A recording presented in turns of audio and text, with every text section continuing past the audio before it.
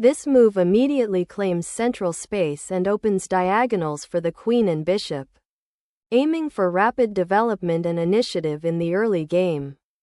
This move initiates the Sicilian defense, a popular and complex opening where black immediately challenges white's central pawn majority by creating an unbalanced pawn structure.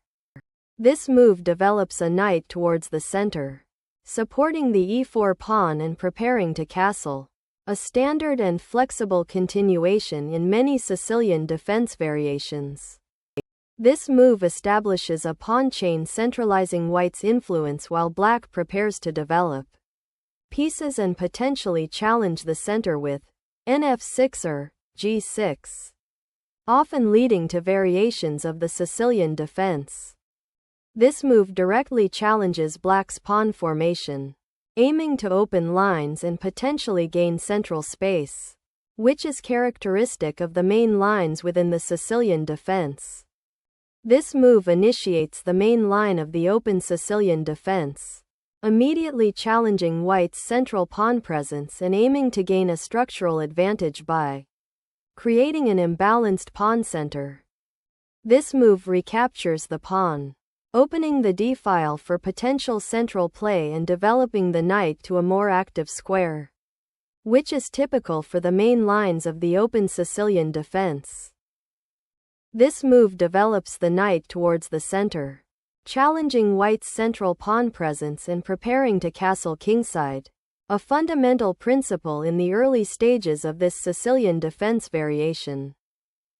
This move continues white's aggressive development in the open Sicilian, preparing to challenge black's central pawn structure and control key squares.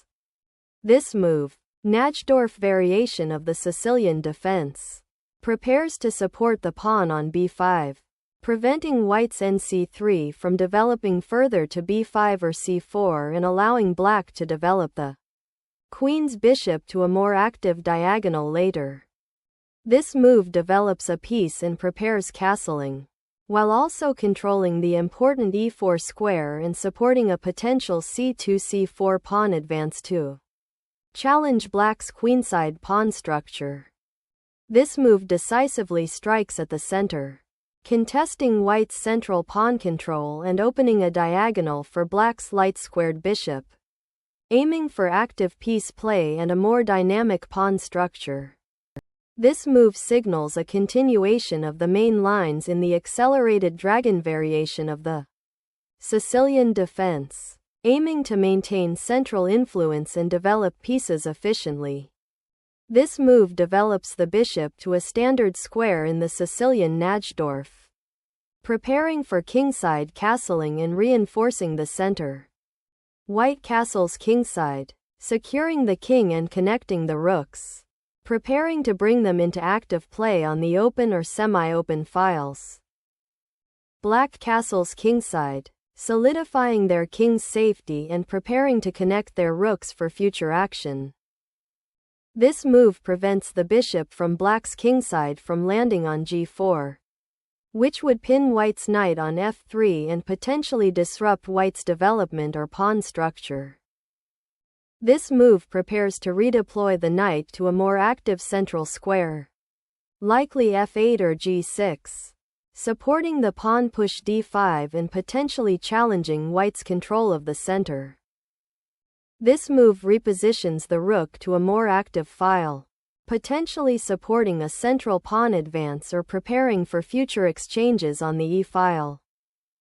This move initiates a pawn lever on the queenside, aiming to gain space and potentially create an outpost for a knight on c4 or d5 while challenging white's central control.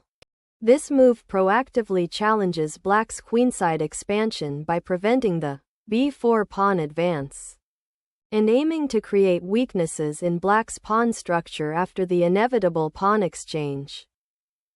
This move initiates a queenside pawn expansion, aiming to gain space and challenge white's central control, typical of the Sicilian Najdorf where black seeks counterplay on the flanks. This move by white is a principled maneuver in the Sicilian Najdorf, aiming to challenge black's central pawn structure and potentially gain control of key squares with the knight. This move centralizes black's knight and simplifies the position, preparing to recapture with the queen and potentially challenge white's control of the d5 square.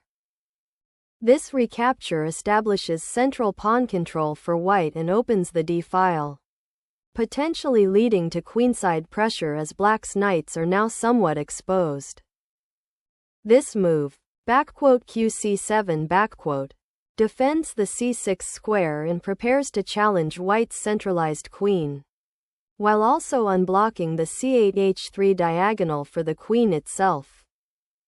This move relocates the queen to a more active square, eyeing the weakened c6 square and preparing to potentially disrupt black's queenside structure or support a queenside pawn advance.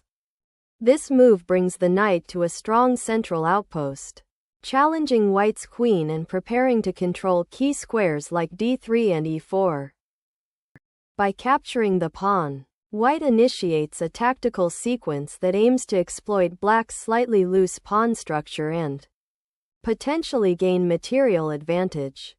This aggressive pawn thrust opens up the center, creating dynamic counterplay and challenging white's queen for central control, but it also risks weakening black's kingside pawn structure. This move recaptures the pawn and opens the e-file, creating dynamic possibilities for both sides and forcing black to decide how to develop their central pawns. This move is a thematic pawn thrust in this line of the Sicilian Najdorf, aiming to disrupt white's queenside pawn structure and open lines for black's pieces. This move repositions the knight to a more flexible square, preparing to challenge black's advanced e4 pawn and potentially open lines for white's pieces. This move creates a powerful outpost for the knight on d3, forcing white to address the immediate threat to their queen and the disruption of their pawn structure. White recaptures the pawn, but by exchanging queens, black aims to simplify and exploit white's slightly compromised king safety with their active pieces. This capture on e1 is a tactical blunder, as it overlooks white's powerful discovered attack with the queen now on d5, directly threatening black's rook on a8. This move is a forceful attempt to exploit black's slightly uncoordinated pieces by creating an immediate passed pawn and opening lines towards the black king.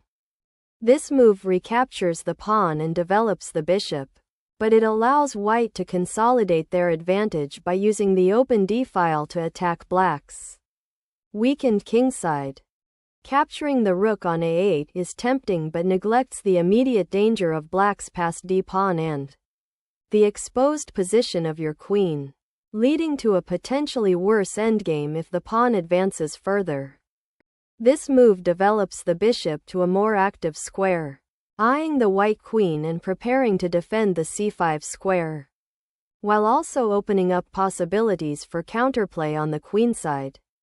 This move, qxf8+, forces a king and rook trade, simplifying the position to white's advantage and resolving the immediate mating threat while securing material equality. The king's forced relocation after capturing the queen is a critical positional disadvantage, leaving the monarch exposed and hindering further development. This move is a natural regrouping of the king into a safer central square, avoiding further checks and preparing to develop the remaining pieces with more security.